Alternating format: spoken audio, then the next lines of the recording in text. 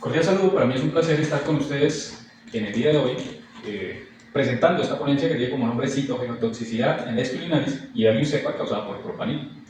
Esta ponencia nace a partir de la publicación de este estudio en forma de artículo científico en la revista Quimiosfera, estudio realizado por el biólogo Cedric Antonio Salazar y quien les habla el ingeniero agrónomo Jesús David Quintero Calino. La revista Quimiosfera es de Reino Unido, categoría Q1 en Scopus y A1 en PubIndex y tiene un índice H de 248. El propanil es un herbicida de anilina sintético, cristalino, marrón e inodoro. Es el posemergente más utilizado en el cultivo de arroz actualmente a nivel mundial. Pertenece a la clase de las fenilamidas y está clasificado entre los 20 plaguicidas más utilizados en Estados Unidos. Descubierto por Ron y Haas en el 57, se usa desde 1960. En el 2007 se aplicaron aproximadamente 2,7 millones de kilogramos de propanil en el cultivo de arroz solo en Estados Unidos. Inhibe el transporte de electrones en la cadena fotosintética. Esto causa que la planta no pueda generar fotosimilados y lo que posteriormente ocasiona es la muerte de la planta por necrosis. Esto pasa en las plantas que, a diferencia del arroz, no tienen la capacidad de degradación rápida de este compuesto. Se degrada a una molécula conocida como 3,4-dicloroanilina, o más conocida como 3,4-DCA, gracias a la enzima aridacilamidasa. Esta enzima está presente en el género ISA, pero no en malezas, o en muy pocas malezas.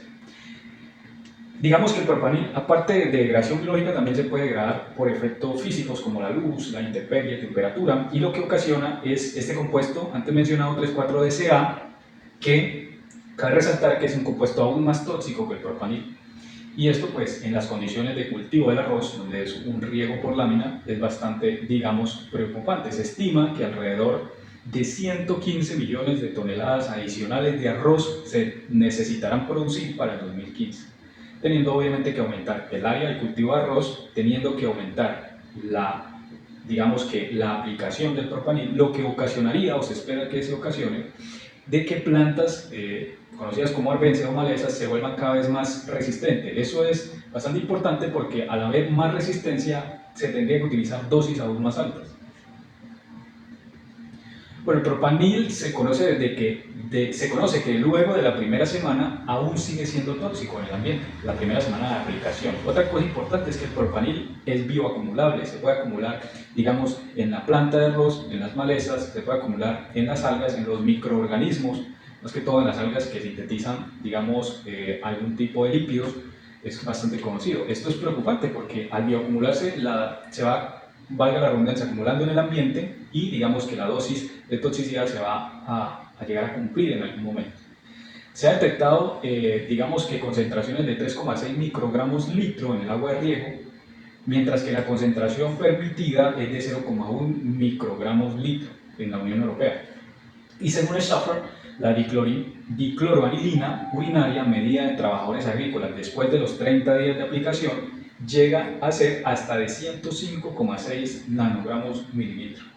Es importante mencionar que el propanil, aunque no está categorizado como cancerígeno, puede llegar a ocasionar hepatotoxicidad, nefrotoxicidad, anemia hemolítica, metahemoglobinemia, trastorno del metabolismo en humanos y posee un alto efecto citogenotóxico.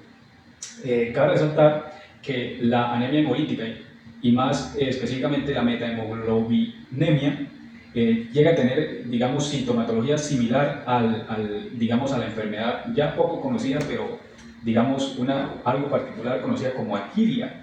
Y pues en sus pantallas ven a uno de los exponentes de pronto más conocidos últimamente, el señor Paul Carlson. Digamos que él murió por este síndrome de arquidia, que es muy similar a lo que, digamos, el trastorno conocido como metahemoglobinemia. El objetivo del estudio se basó básicamente en, valga la redundancia, en conocer el efecto del propanil a nivel de bioindicadores. Nosotros utilizamos plantas ya que, según bibliografía reciente, se dice que la maquinaria celular vegetal está muy ligada a la maquinaria, digamos, animal. Es un modelo aceptable en primeros pasos para medir o llegar a medir el efecto ambiental de un tóxico. La maquinaria vegetal, aparte de ser más económica, no infringe normas de derechos de animales, lo que nos da una visual económica, práctica, rápida, de qué está causando un tóxico a nivel sea de organelos, sea de núcleo, sea de ADN o donde sea que nosotros queramos evaluar. Puede ser membranas, pueden ser mitocondrias, algún metabolismo esencial. Nosotros en este caso utilizamos estos modelos o estos biomarcadores como el Lens Culinaris y Alin-Cepa para medir el efecto a nivel cromosómico. ¿Qué anomalías celulares pueden producir el propanil? Cabe resaltar que Alin-Cepa es el modelo general y es el modelo estándar. Sin embargo, nosotros como una innovación en este estudio utilizamos el Lens Culinaris para ver si servía, ¿sí? Y en comparación de Alin-Cepa qué eficiencia tenía. Bueno, la metodología se dividió en varias partes. Digamos que los tratamientos utilizados fueron concentraciones de 2, 4, 6, 8, 10, 12 miligramos litro. Obviamente esto se utilizó agua destilada en la dilución del propanil, un propanil comercial que se utiliza en la región o en el departamento norte de Santander, y en un tratamiento control de agua destilada. Digamos que en el caso de la exposición lo que se hizo fue colectar bulbos sanos, según la metodología de Pereira, de Alin-Cepa, bulbos de entre 78, más o menos 78,33 gramos de peso y 6,30 centímetros de diámetro. Esto se expuso en frascos estériles a la solución de cada tratamiento. En el caso del Lens Culinaris fueron semillas expuestas a 30 grados centígrados durante 8 horas, que era la etapa de día, y en la etapa de noche fueron 20 grados. En este caso, con una proporción de 0,035 litros de solución por el gramo de papel utilizado como sustrato para la germinación de las semillas. Esto pues según la metodología de la AIPS. Bueno, seguidamente se midió el crecimiento radicular de los bulbos y de las semillas durante las primeras 24, 48 y 72 horas. Estas raíces, digamos que se cortaron los meristemos apicales de la raíz, y esto obviamente a las 72 horas. Aproximadamente 5 milímetros fueron llevados a la metodología de Splash, a placas, obviamente a portaobjetos, y fueron teñidos con orselina durante 10 minutos. Vale acotar que el Lens Culinaris no necesitó, digamos, de algún tipo de ácido, como el ácido clorhídrico, para ablandar las células. Quiere decir que es un modelo aún más económico, en este caso, que el Alin-Cepa. Las placas se observaron en un microscopio de modelo Leica de ME500, y la evaluación se hizo a partir de 1000 células por repetición. Esto dio un total de 10.000 células por tratamiento. Entonces evaluamos 1000 células por repetición, un total de 10 repeticiones por tratamiento, ¿sí? Esto nos ocasionó un modelo de 10.000 células. Esta evaluación debe llevarse, digamos, se evalúa gracias a una fórmula conocida como la fórmula del índice mitótico. El índice mitótico lo que nos dice es cuánta del universo de células en una muestra biológica está en etapa reproductiva, cuánta de ese universo se está reproduciendo, está en fase de mitosis. Digamos que esta fórmula la hemos estandarizado en antiguos estudios, digamos, de grupo de investigación, que es tasa de normalidades relativas es igual al número total de las células evaluadas, en este caso fueron 10.000, sobre, digamos, el número de células anómalas sobre el total de las células evaluadas, y para tenerlo en tasa o en forma de porcentaje, pues se le hace una multiplicación por 100. El diseño experimental, pues digamos que por un lado se evaluó el crecimiento radicular, por otro lado se evaluó el desarrollo mitótico, más que todo, pues obviamente la inhibición de esas células por culpa del agrotóxico. Digamos que en el caso de Alin-Cepa, pues en las dos especies y Lens Culinaris, para el crecimiento radicular se utilizó un análisis o un diseño factorial completamente al azar. Obviamente con los 7 tratamientos de propanil, ¿cierto? Los 6 de concentraciones, el control son 7, y los 3 tiempos de exposición, 24, 48 y 72 horas. Esto por las 10 repeticiones. En el caso de las anomalías cromosómicas se realizó digamos que 2 subestudios, que es por un lado la inhibición mitótica, que se mide según el índice mitótico, y en el caso de las anomalías que se mide según la tasa de anomalías, ¿cierto? Entonces se realizaron ambos siguiendo un diseño experimental de bloques completamente al azar, con 7 tratamientos y un tiempo de exposición final de 72 horas, ¿cierto? Seguidamente, pues en este caso las medias obtenidas de cada anomalía, de cada índice mitótico, se evaluaron según un análisis de varianza ANOVA. Digamos que comparando todo esto gracias a la prueba de rangos múltiples, siguiendo pues el estándar Tukey de 0.05 de error, y gracias pues al software Stan Centurion versión 17. Bueno, los resultados obtenidos resaltan, ya aquí podemos empezar a hablar de inhibición, gracias a que el crecimiento de un órgano como la raíz ya da, digamos, unas primeras visuales de lo que puede estar ocurriendo a nivel micro, a nivel celular, a nivel cromosómico. Entonces vemos que para el caso del crecimiento a las 24 horas del Lens urinaris, que es el modelo que queríamos comprobar, en el caso tenemos que las concentraciones más altas inhibieron el crecimiento aproximadamente 50%, entonces nos da una visión que desde las primeras 24 horas la concentración de 12 miligramos litro de propanil está inhibiendo el 50% del crecimiento de las raíces. Esto ya al primer día de experimento es bastante resaltante. Vemos que a las 48 llega a ser incluso lo mismo, 50% comparado con el control. Y ya para los 3 días, o sea, a las 72 horas, digamos que el tratamiento de 12 miligramos llega a inhibir cerca de casi el 60% del crecimiento comparado con la concentración control. Para el caso de la cepa, el modelo es muy parecido. Digamos que en el primer día llega a inhibir un poco más que el Lens urinaris, a las 48 horas inhibe casi el 70% del crecimiento y a las 72 horas inhibe casi el 50 y 60% del crecimiento radicular. Esto ya a nivel macro, a nivel de órgano, es bastante importante, ¿no? Cabe resaltar. Sin embargo, pues el estudio se debe llevar a cabo a nivel cromosómico. Vemos en la tabla 2, la parte izquierda de sus pantallas, que el índice mitótico en Lens urinaris y Allium cepa, digamos que se ve totalmente inhibido. O sea, no total, pero sí muy inhibido. Vemos que en el caso de Lens urinaris llega a inhibirse hasta 4 veces la mitosis, ¿sí? Comparado pues con el control. En este caso, casi 4 veces. Digamos que entre 20 y 25% se inhibe comparado, digamos, el control que representa con el crecimiento que tiene la dosis más alta. Vemos que para Allium cepa, que es el modelo estándar, casi que obligatorio, se llega a inhibir en este caso una tasa de 7,2 comparado con 18,6, que es el modelo control, el tratamiento control. Ahora, para la inhibición mitótica propiamente dicha, ¿cierto? En este caso lo que en la tabla 2 evaluamos fue el índice mitótico, cuántas de las células están reproduciéndose. Esto es digamos que el índice mitótico es la base para saber si el organismo es viable en su reproducción. Si el organismo evaluado es viable en su reproducción, nos está diciendo que está sano, ¿cierto? Que tiene la capacidad de reproducirse. Esto pues acarrea una necesidad energética, un estándar metabólico, una estabilidad metabólica. Por eso se evalúa. Digamos que en la tabla 3 vemos el porcentaje ya propiamente dicho de cuánta mitosis se está inhibiendo. Entonces vemos que para el Lens urinaris se inhibe el 70,3% y para Allium cepa el 61,2% para la concentración más alta de 12 miligramos litro, ¿cierto? Comparado con un tratamiento de control donde no se inhibió la mitosis. Digamos que a partir del tratamiento de 2 miligramos, que es la concentración más baja, ya se inhibe hasta 30,8% en el caso del Lens urinaris.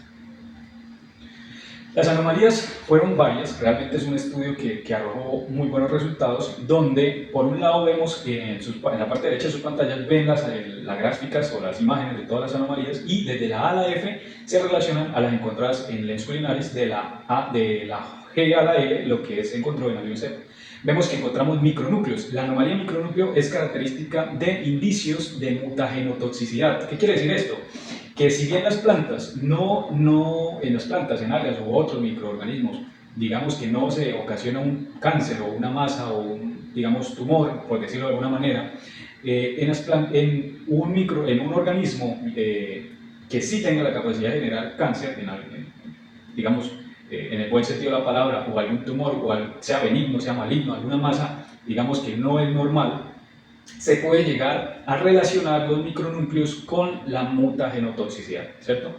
Digamos que la presencia de micronúcleos ya está totalmente estudiada y está relacionada a cancerígenos, digamos, compuestos cancerígenos. Sin embargo, encontramos otras anomalías como puente en anafase, ausencia de micronúcleos, cromosomas rezagados, lesiones nucleares, cromosomas pegajosos.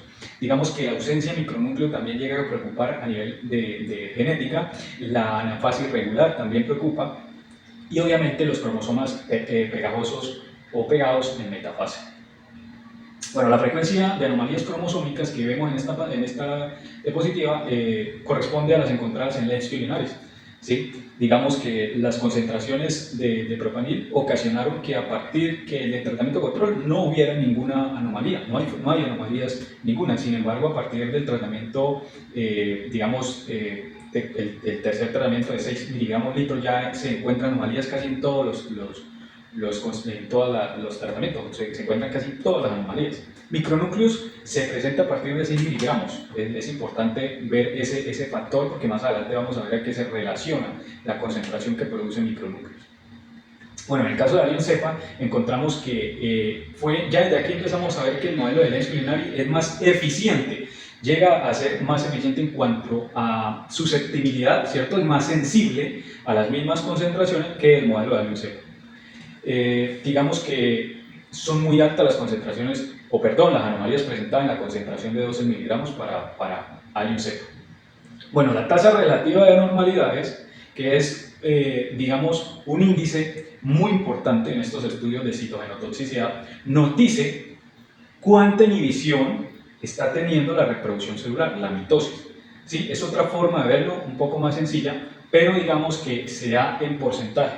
Y esto es la inhibición total, ¿sí? En todas las fases de la mitosis. Entonces vemos que el Lenz Culinary nos confirma más sensibilidad, casi el 100% de sensibilidad en la dosis de 12 miligramos litro, comparado a Allium cepa, que es el modelo estándar. Digamos que el Lenz Culinary está presentando una tasa relativa de anormalidades más altas en todos los tratamientos. Obviamente en el tratamiento de control no apareció ninguna tasa relativa de anormalidades. Y esto ya terminando el resultado nos da a pensar muchas cosas y nos da a constatar bibliografía que tiene que ver con el metabolismo del arroz, que es el cultivo que principal se utiliza agrotóxico. Digamos que en el arroz ya se ha comprobado, bioacumulación. Esto es importante porque los agroquímicos como que el propanil, también se deja bioacumular y entonces vamos a encontrar, se supone que se encontrarían razas o trazas de propanil en hojas, en raíces, en tallo, ¿cierto? En este caso también se pueden acumular el compuesto aún más tóxico 3,4-DCA y digamos que estos órganos de planta son repuestos en el arado, son repuestos al suelo, ¿cierto? Bueno, en cuanto a la inhibición mitótica, cabe resaltar que se conoce de que cuando se inhibe el índice mitótico por debajo del 22%, se induce unos impactos letales. ¿Sí? Esto es una nomenclatura del tema de citogenotóxicos, ¿sí? O sea, tóxicos que dañan el ADN o, digamos, la estructura de los cromosomas. En este caso, cuando hablamos de que 22%, por debajo del 22% el índice mitótico ya tiene un impacto letal, ¿cierto? En el ser vivo donde se está evaluando. Además, la reducción por debajo del 50% ya se habla de que tenemos un impacto subletal. O sea, si bien el organismo no muere por daño totalmente de su estructura molecular de su ADN, o sea, muere por incapacidad de reproducirse, entonces digamos que esto se conoce como el límite de genotoxicidad, ¿cierto? Este 50% de inhibición mitótica, o sea, lo que se conoce como subletal, valga la redundancia. Entonces encontramos que el impacto subletal se encontró a partir de los 8 miligramos litro, en el caso de Lenz Culinary, y 10 miligramos litro en Allium cepa. Aquí corroboramos de que Lenz Culinary es más sensible todavía, obviamente en comparación al control. Es así que se sabe por bibliografía que la reducción mitótica o inhibición mitótica, digamos que se presenta a un bloqueo en la síntesis del ADN, ¿sí? Sea en las primeras fases de mitosis o a la incapacidad de pasar, de que la célula pase de una fase a otra fase. ¿Sí? Esto es importante, dadas las características de aplicación masiva del propanil en la agricultura, obviamente.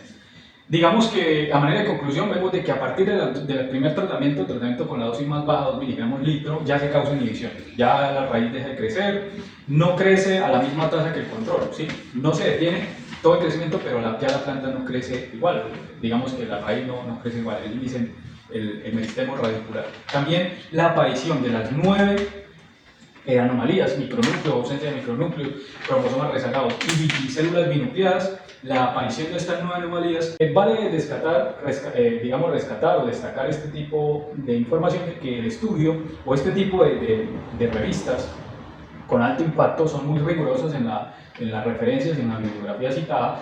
Digamos que el estudio particularmente tiene bibliografía toda la que se utilizó es revisada por pares.